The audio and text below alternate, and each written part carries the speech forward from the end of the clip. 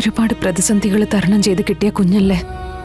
അതുകൊണ്ട് ഞാൻ ഇതിനിങ്ങനെ ഒരു തടസ്സം നിൽക്കുന്ന. എനിക്കൊന്ന് കണ്ടാൽ മാത്രം മതി, അപ്പൊ തന്നെ കൊണ്ടുപോയിക്കോ. പോയിട്ടെന്താ, ഞങ്ങള് കുട്ടിയെ കണ്ടു. മോളാ, നല്ല കുട്ടിയാ, മിടിക്കാച്ചാ.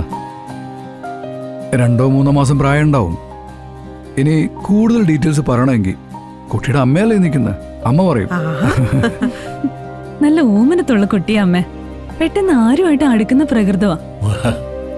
ഞങ്ങള് പോരുന്നത് വരെ ഞങ്ങളുടെ കയ്യിൽ തന്നെ ഉണ്ടായിരുന്നു. എന്റെയും മൂർത്തിയുടെയും കയ്യിൽ നിന്ന് അവള് പോയിട്ടില്ല, അല്ലേ മൂർത്തി?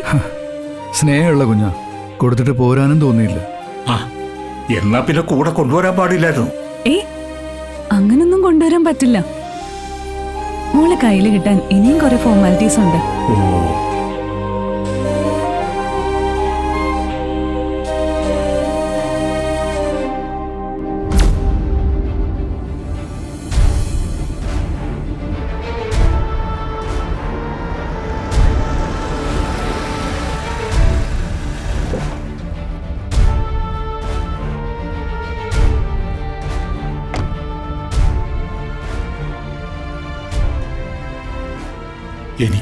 എനിക്ക് ആ കുട്ടിയെ കാണാൻ തോന്നുന്നു. എനിക്കും ഒന്ന് കാണണമെന്നുണ്ട്. ഇനി ഏതാണ്ടൊക്കെ നടപടികൾ ഉണ്ടാവുന്നാ പറഞ്ഞത്. കുട്ടിയെ നമ്മളെ നന്നായിട്ട് നോക്കുമെന്ന് അവർക്ക് ഉറപ്പുവരണല്ലോ. ഈ കുട്ടി വന്നു കഴിയുമ്പോൾ ഈ വീട്ടിലെ എല്ലാ സങ്കടങ്ങളും മാറും, എനിക്ക് ഉറപ്പുണ്ട്. പക്ഷെ എനിക്കുറപ്പില്ല.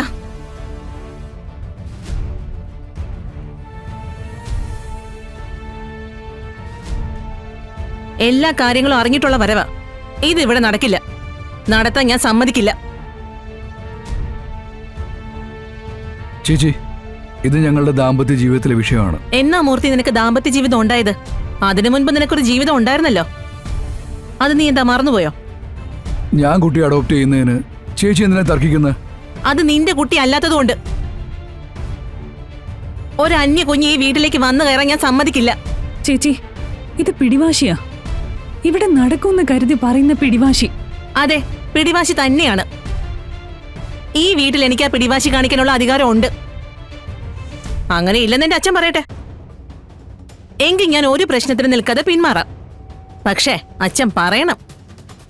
മോളെ ദുർഗേ, ഈ വീട് അന്യം നിന്ന് പോകുന്ന കാണാനിരിക്കാണോ നീ? അതെങ്ങനെയാ അച്ഛൻ അന്യം നിന്ന് പോകുന്നത്?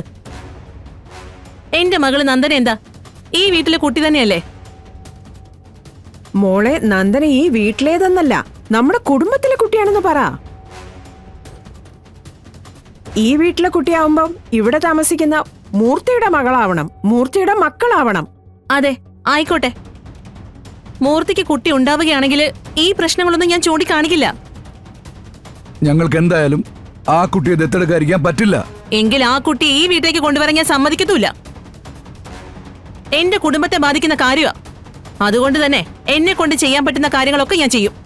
ഇനി എന്നെ എതിർത്തുകൊണ്ട് മുന്നോട്ട് പോകാനാണ് ഉദ്ദേശമെങ്കിൽ എന്താ ചെയ്യാൻ പറ്റുന്നെന്ന് അപ്പൊ കാണാം.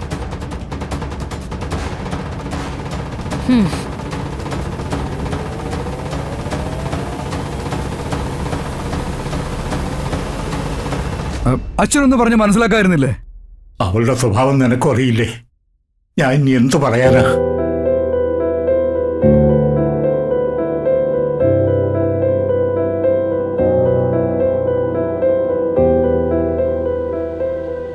ശാലിനി ഇവിടെ ഉണ്ടായിരുന്നോ?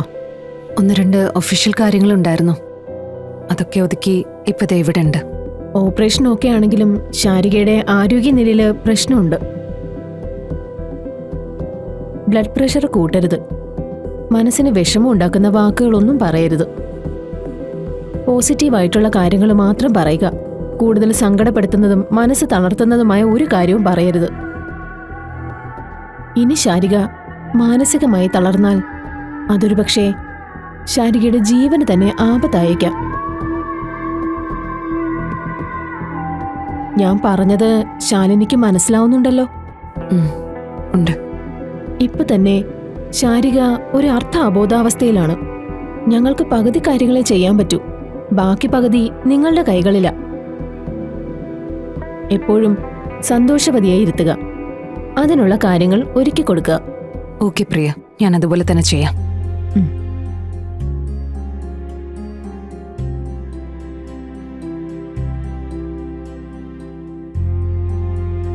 ഡോക്ടർ പറഞ്ഞതനുസരിച്ചാണെങ്കിൽ മോള് നഷ്ടപ്പെട്ട വിവരം ശാരികയെ അറിയിക്കാനേ പറ്റില്ല.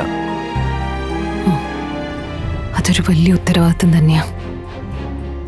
ഞാൻ എന്തായാലും ചേച്ചി ഒന്ന് കാണട്ടെ. കാണുമ്പോ മോളുടെ കാര്യം ചോദിച്ചാ എന്തെങ്കിലും കള്ളങ്ങൾ പറയണം. ഡോക്ടർ പറഞ്ഞതനുസരിച്ചാണെങ്കിൽ ഇതൊന്നും താങ്ങാനുള്ള കരുത്തൊന്നും ചേച്ചിക്കുണ്ടാവില്ല. സത്യമുള്ളിൽ വെച്ചുകൊണ്ടുള്ള മറ്റൊരു നാടകം, അല്ലാതെ മറ്റ് മാർഗങ്ങളില്ലല്ലോ. ഉം.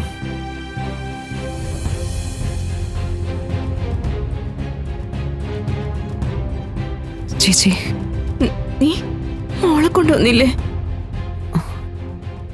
ഓപ്പറേഷൻ കഴിഞ്ഞ് എന്നെ കാണാൻ വരുമ്പോ മോളെ കൊണ്ടുവന്ന് കാണിക്കാന്നല്ലേ നീ പറഞ്ഞ്? അതിപ്പം അങ്ങനെ തന്നെയാ പറഞ്ഞത്.